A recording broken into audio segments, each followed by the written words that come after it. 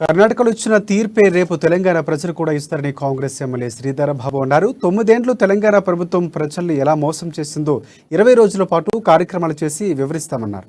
ఇక ప్రభుత్వ వైఫల్యంతో పాటు కాంగ్రెస్ అధికారంలోకి వస్తే చేపట్టబోయే కార్యక్రమాలు ప్రజల్లోకి తీసుకువెళ్తామని తెలిపారు.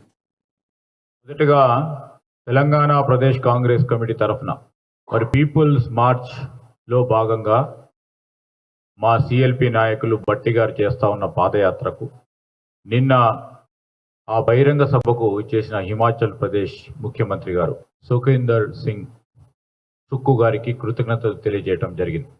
ఈరోజు మీరు అందరూ కూడా గమనిస్తే ఈ మధ్యలో జరిగిన ఎన్నికల్లో హిమాచల్ ప్రదేశ్లో కానీ కర్ణాటకలో కానీ బీజేపీ కేంద్ర ప్రభుత్వం ఏ విధమైన వ్యతిరేకత ఉంది ప్రజల్లో అని ఒక స్పష్టత కనబడ్డది.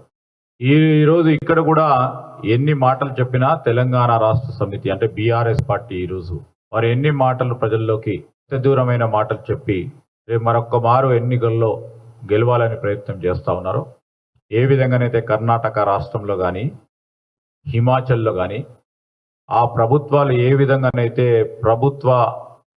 ప్రధానంగా మా ప్రదేశ్ కాంగ్రెస్